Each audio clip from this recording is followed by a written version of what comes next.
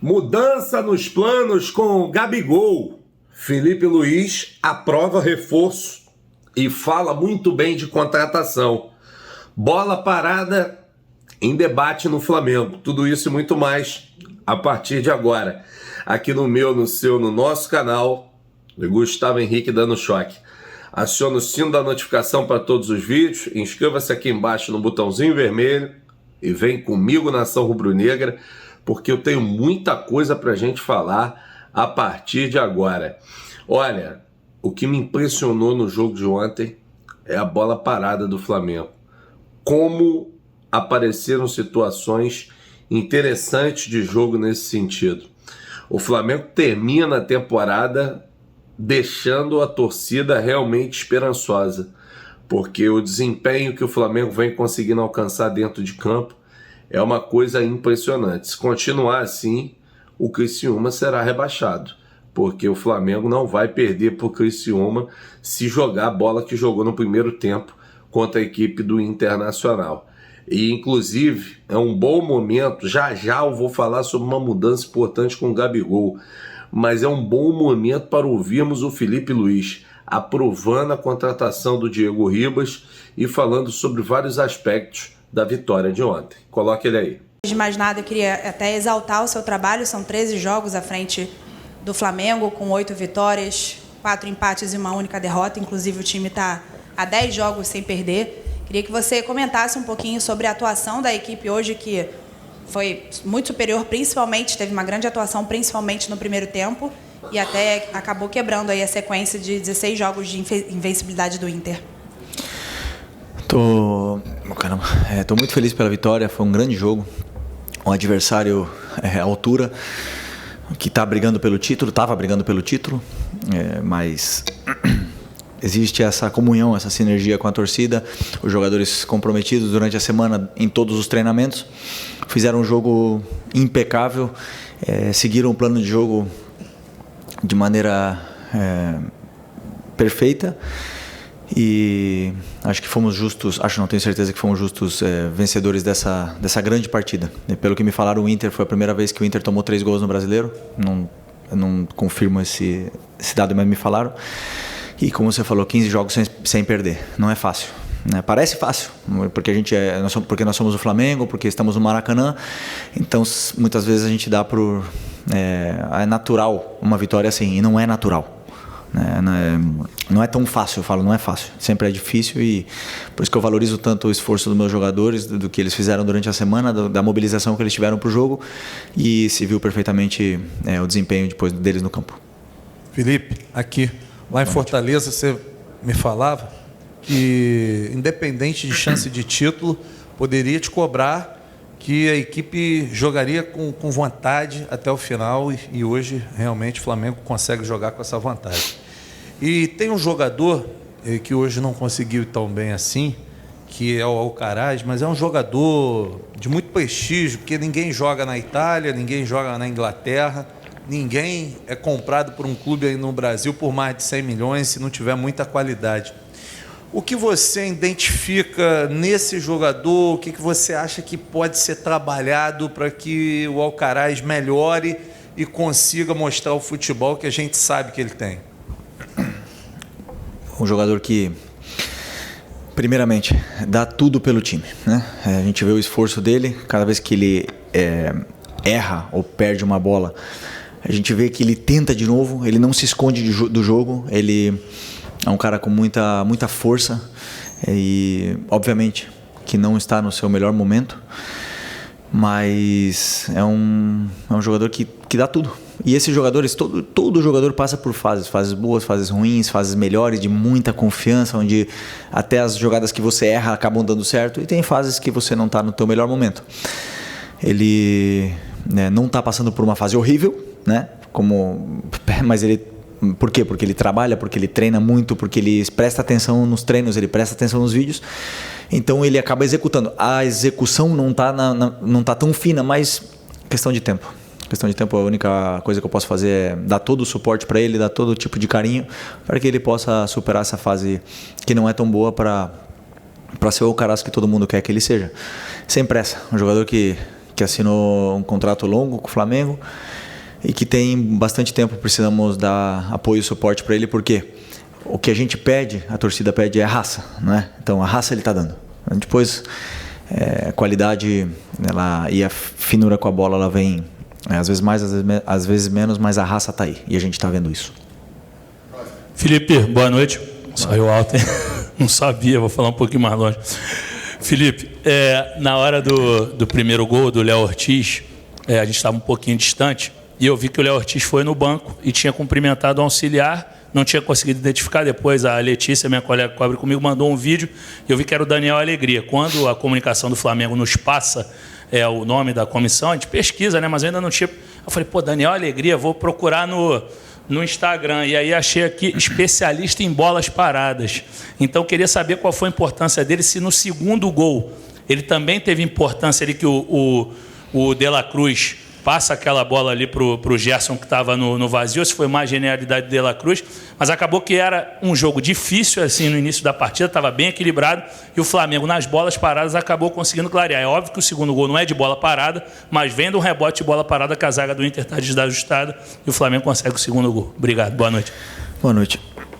Já repito, né? Eu penso que nós temos que sempre nos cercar de pessoas que nos ajudem, que nos aportem coisas, que nos façam crescer e te façam ser melhores, né? Então, claro que meu primeiro pensamento sempre foi juntar uma comissão forte e me complementar aonde eu não tenho ou eu preciso de ajuda, né? Então, o primeiro caso foi do Ivan, que já falei para vocês dele, e o Alegria tá totalmente imerso na bola parada. É o cara que desenha toda a bola parada, que analisa, que faz as jogadas, que me passa tudo, vemos juntos e decidimos a melhor estratégia para a bola parada do jogo. Aonde, como você bem falou e frisou, a bola parada tem um fator muito importante no jogo, porque às vezes o jogo está bloqueado, como o jogo do Fortaleza foi, por exemplo, um jogo bloqueado, um jogo difícil, que por mais que a gente tenha chances, não foram chances claríssimas de gol,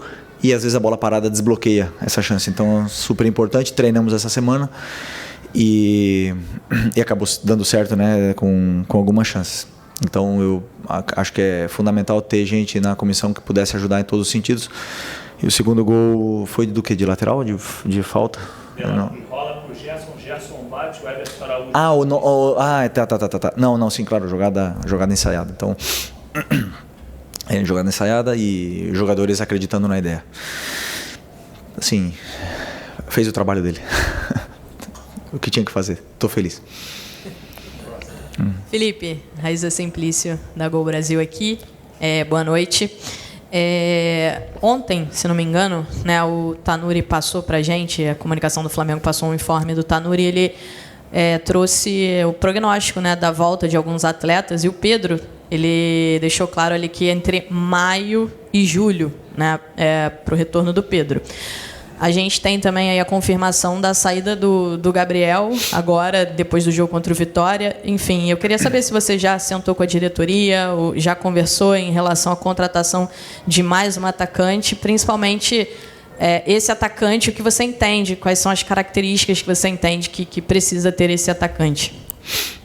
Primeiro, precisamos do Pedro, claro, um jogador desse nível, era o artilheiro do Brasil, um jogador desse calibre. É muito importante que a gente possa recuperá-los, mas o principal é que ele volte bem. Sabemos que existem duas fases, a alta médica e depois a alta competitiva, que é um pouco diferente porque ele pode estar disponível, mas não no seu melhor nível a nível competitivo. Então nós precisamos recuperar bem o Pedro. Ele teve uma lesão séria, mas até agora está indo tudo de maneira perfeita na recuperação dele, e vamos dar todo o suporte para que ele possa voltar e ser importantíssimo do jeito que ele estava sendo, né? Que estava sendo o melhor jogador do Brasil até o momento. O Gabi saindo, obviamente que precisamos ir para o mercado procurar um nome importante, e está claro que o mais importante é encontrar um jogador aonde o fundamental seja que ele cumpra com as características que pede o modelo de jogo. O meu modelo de jogo, que é o que vocês já estão vendo, e o modelo de jogo que a torcida pede, né? Esse DNA. Então, vamos ir atrás desse nome com a ajuda do scout, com a ajuda da diretoria, para que possa vir para fazer o elenco crescer e melhorar ainda mais. Oi, Felipe. Aqui David Sharp, do Antenados da Jogada. Parabéns pelo seu grande trabalho que você vem fazendo até agora. Felipe, o Botafogo ontem foi campeão da Libertadores e pode igualar o feito do Flamengo de vocês de 2019, ganhando também o Brasileiro, está muito próximo a isso. E aí surgem várias comparações desse Botafogo com aquele Flamengo de 19, eu vou te deixar à vontade para você comparar ou não com aquele Botafogo, com aquele Flamengo de vocês lá.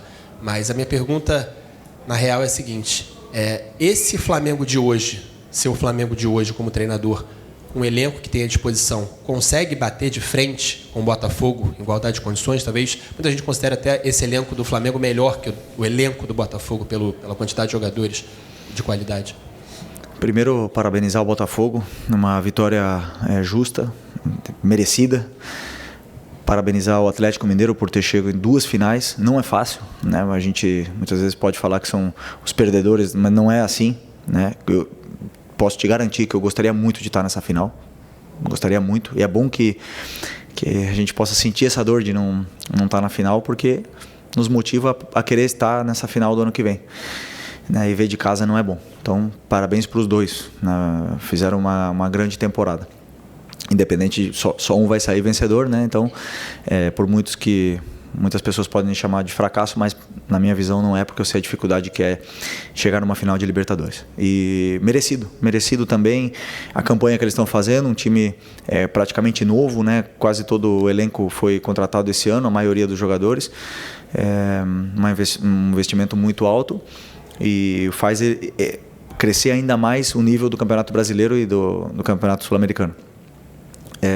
Eu acho muito injusto, né? As comparações não são justas. O futebol é outro, os jogadores são outros.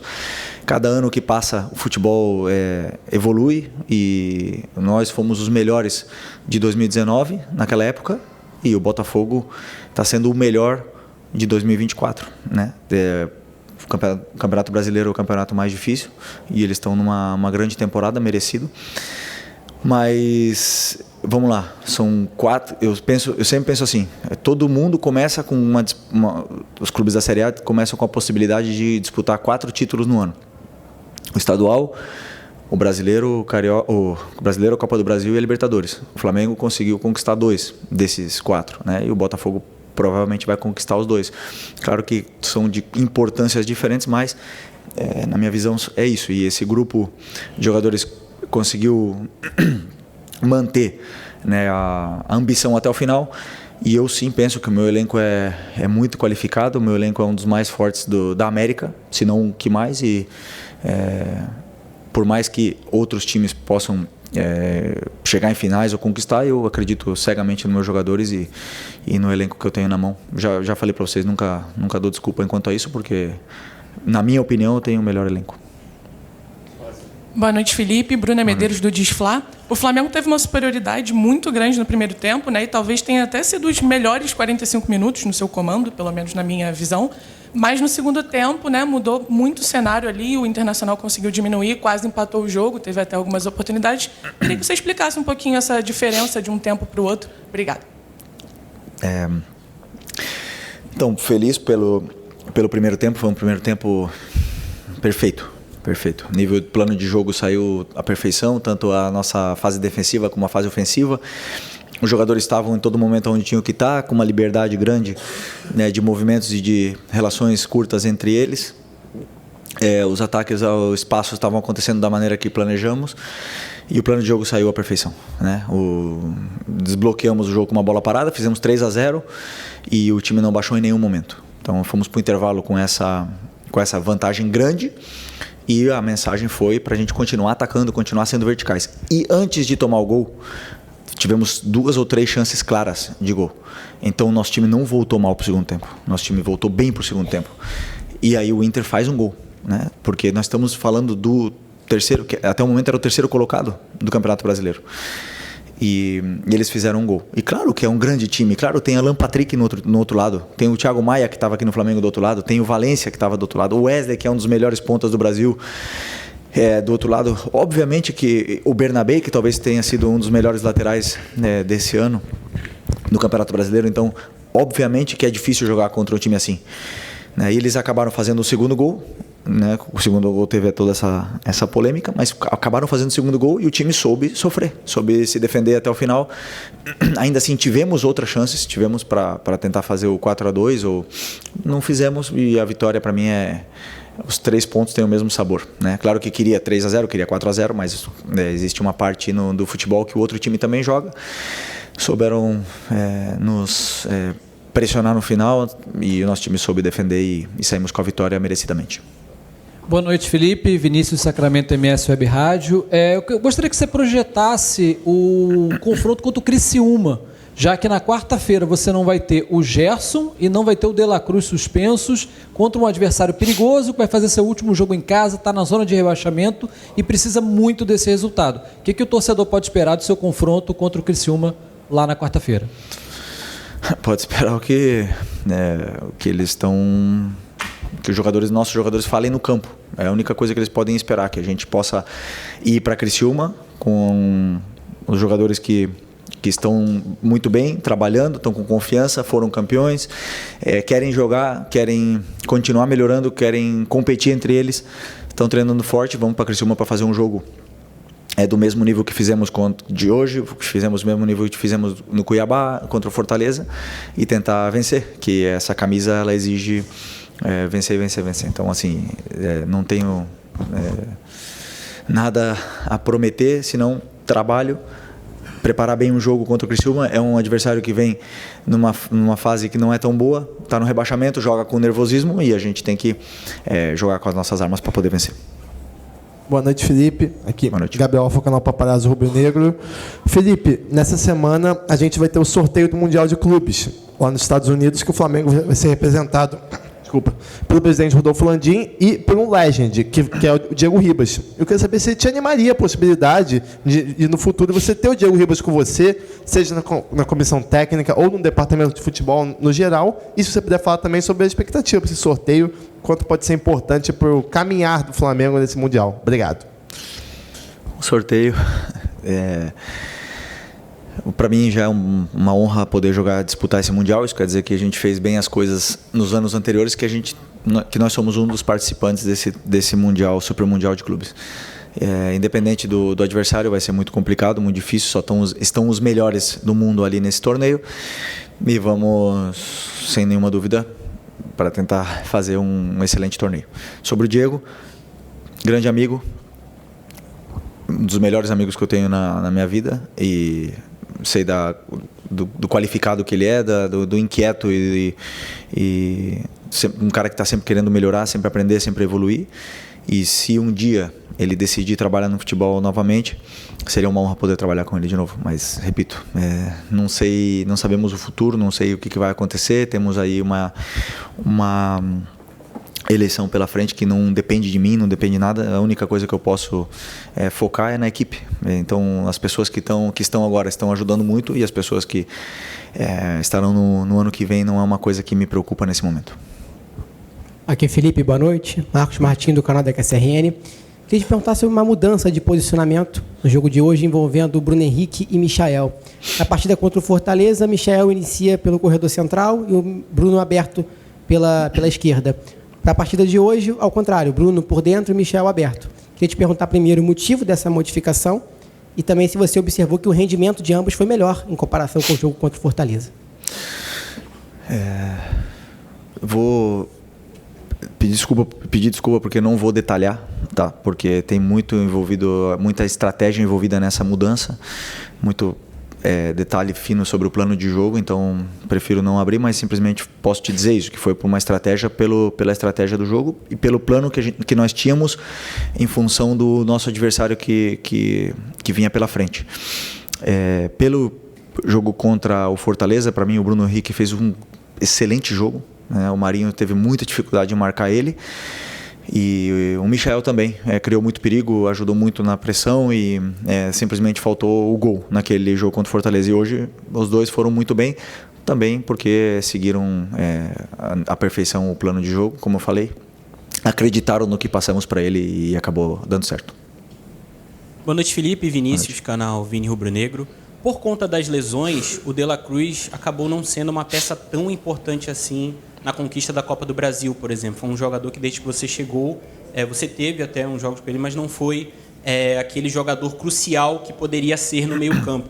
Hoje ele entrou, fez a sua primeira partida como titular depois da lesão e deu uma assistência, criou outras boas chances. Queria saber o que você espera do De La Cruz para 2025 e a importância de ter um meio-campo com grandes jogadores como Gerson, De La Cruz, Arrascaeta e até o Alcaraz. Permita-me discordar, o De La Cruz foi muito importante para mim na Copa do Brasil, muito importante. Primeiro jogo contra o Corinthians aqui, fez um jogo perfeito. O segundo jogo na volta se esvaziou até machucar. Um cara que não pediu para sair, estava com dor, estava provavelmente já com uma lesão e jogou tudo que aguentou. E ele fez parte do processo onde o Everton melhorou e cresceu também. Porque quando um jogador está fora, no caso do Everton, e vê Eric e vê De La Cruz jogando, ele também aprende. Então, para mim é muito importante o De La Cruz, o Everton, o Alan que vem jogando menos, os jogadores, os meio-campistas, no caso o Gerson também que pode jogar aí, para mim são o coração do meu time, são os jogadores mais importantes e eu preciso muito deles. Então para mim é muito bom poder recuperá-lo, que ele recupere sensações, que hoje ele fez tudo também que eu pedi e o futebol dele cresce. O futebol de dois volantes que jogam se penetrando tanto, cresce. Então a gente vê que o Everton está crescendo muito, o Nico vem jogando cada vez melhor, o Eric, nem vou falar dele, assim, jogador de nível Barcelona. Então, e quero muito poder recuperar o Alan também, essa qualidade que ele tem. Então, assim, estou muito feliz e bem servido com os volantes que eu tenho. Felipe, aqui à sua esquerda, Renan Moura, da Rádio Globo CBN. Queria saber qual é o planejamento que você traça para o Gabigol nessas últimas 2 partidas, quais são as lições e o saldo dessa relação, já que não é o fim de uma carreira, né? Mas sim o fim de um ciclo que ele completa, né? Deixando aí a alcunha de um ídolo com a grandeza de um clube como o Flamengo. O Gabi, todo mundo sabe o carinho e o amor que eu tenho por ele. O cara... eu quase considero como um filho, né? Mas temos que ver o que a gente vai fazer agora, porque ele está com 2 cartões e ele merece sair com uma despedida do Flamengo. Ele merece sair como a lenda que ele se tornou, né? Um ídolo eterno do clube, um cara super importante para a gente nesse processo de 2019 até agora. E vamos ver como a gente resolve essa situação. Para o último jogo, para que a torcida possa brindar esse amor que tem por ele, esse carinho que tem por ele e que ele possa receber de volta todo, né, o carinho que ele deu para todos, porque ele é parte, história viva do Flamengo e eu acredito que sim, ele merece sair bem. Não está se aposentando, como tu falou, mas é um cara que merece o carinho de todos. Boa noite, Felipe. Léo José, do Coluna do Fla. Uma das principais queixas da torcida é a falta de finalização em alguns momentos, né? Finalização quando o time tem a clareza para chutar, às vezes acaba dando um toque a mais. Contra o Cuiabá, aí vai uma visão pessoal, contra o Cuiabá eu notei que faltou um pouco mais de finalização certa em alguns momentos. Contra o Fortaleza também. Aí vou dar o exemplo do Michael. Contra o Cuiabá ele conseguiu driblar 2 vezes lá a zaga, né, do Cuiabá em 2 jogadas e não finalizou. E agora contra o Fortaleza também aconteceu algo semelhante só que nesse jogo agora nesse jogo de hoje, contra o Inter, o Michel chutou e fez os 2 gols. Houve alguma orientação durante a semana, alguma indicação especial para que o Flamengo chutasse mais? Vamos lá, eu sempre penso que criar é mais difícil do que destruir. Essa é a minha visão. Então, quando você cria chances, você cria essa sensação de perigo, muitas vezes o último passe, ele não sendo bom, ele não dá a chance clara de gol. Mas está ali. A chance, ela está ali. A chance criada. E nós estamos tendo isso, né? Então, depois você falou que se refere a que o Michael, por exemplo, não falta finalizar ou alguma coisa assim. Eu sou um cara muito detalhista, então eu vou para casa, eu vejo o jogo de novo, eu vejo os treinos de novo. E eu vejo se realmente ele poderia ter finalizado. E eu até hoje, o Misha, assim, não teve uma chance clara realmente na frente do goleiro que ele não tenha finalizado. Sempre tem uma perna a mais que ele quer tirar para poder chutar. Ele quer limpar um pouco mais a jogada e quer chutar. Mas é um cara que cria muito pro time. Ele dá muito perigo. É muito difícil marcar o Michael. É um cara que se desmarca o tempo todo. Ele tá atacando espaço, ele vem no pé, ele faz contra-movimentos. Então ele cria muito. E por incrível que pareça, hoje criamos e fizemos 3 gols, né? Fizemos 3. No outro jogo, as outras perguntas foram que o time cria e não faz. E eu falei, é a mesma coisa. Tem hora que a bola vai entrar e tem hora que a bola não vai entrar. Depende do dia, depende do adversário, depende da chance ou do momento do jogador, depende de tudo isso. Mas que o time está criando muito. Meu objetivo é que crie o dobro. A única coisa que eu posso fazer para que os jogadores se sentirem com mais confiança é que criem o dobro do que estão criando agora. É a única coisa que está no meu controle. Depois, dentro do campo, a qualidade é deles. Okay. Professor, última pergunta aqui. Beleza. Boa noite, Felipe. Sidão Marinho da Litoral News. Queria voltar no assunto do Super Mundial do ano que vem, porque você pode ter um grupo com o Simeone do Atlético de Madrid e quem sabe o Jorge Jesus do Al Hilal. Claro que é sorteio, né? Não tem como adivinhar, mas você gostaria dessa possibilidade? Queria que você aprofundasse um pouco mais no objetivo do Flamengo dentro dessa disputa. Tem 3 equipes do Rio de Janeiro. Se isso também pode mexer um pouco mais com essa rivalidade da performance da equipe. E se é possível para uma equipe brasileira sonhar com o título desse Super Mundial na sua visão. Obrigado. São muitas perguntas dentro da pergunta, mas eu vou primeiro... Assim, claro que quando o Flamengo vai para uma competição, vai para ganhar. A gente nunca vai... vamos lá para passar da fase de grupos. Não, temos que ser realistas. Então, Bayern de Munique, Barcelona, Real Madrid, então, todos os times lá que têm um poder econômico, então os melhores jogadores do mundo nesses clubes. É fácil? Não é. Não existe nada fácil. A Libertadores não é fácil, o Brasileiro não é fácil e tudo mais, mas tudo pode acontecer. E nós temos, claro que, botar a camisa do Flamengo e ir para ganhar o jogo que vier pela frente. Sobre se vier o Atlético ou o Hilal, a única vantagem é que eu conheço eles e eles não conhecem tanto, não me conhecem tanto os bastidores, mas eu conheço os bastidores deles. Mas no final das contas, quem joga são os jogadores e quem faz a diferença são eles. Então, o time do Atlético de Madrid está num grande momento e eu penso que vai ganhar o Mundial quem tiver no melhor momento. Então agora não adianta nada a gente poder falar do Mundial ou não, porque o Fluminense não está num bom momento. Mas até junho pode estar num grande momento. E pode acontecer ao contrário com o Botafogo, ou com o Real Madrid, ou não sei, com qualquer outro clube. Então é muito cedo para falar do Mundial. Temos muita coisa ainda pela frente. E a única coisa que eu posso repetir é que é um privilégio estar lá. Valeu. Muito obrigado, gente. Boa noite. Obrigado, professor Felipe. Viram só? Felipe Luiz, sempre sereno nas declarações, sempre muito firme. Gostei bastante da entrevista dele. E olha, a mudança de plano com o Gabigol é em virtude do cartão amarelo. Dele estar pendurado. Então, se ele levar mais um, ele teria que cumprir suspensão e ficaria de fora da partida contra o Vitória no Maracanã, que é a despedida dele. Então, devido a isso, existe a real possibilidade dele ser poupado dessa viagem contra o Vitória para poder estar 100% na sua despedida no Maracanã no próximo domingo, dia 8. Expectativa muito grande, expectativa muito forte para que tudo possa dar certo nessa despedida do Gabi. Qualquer momento eu volto com muito mais Dando Choque.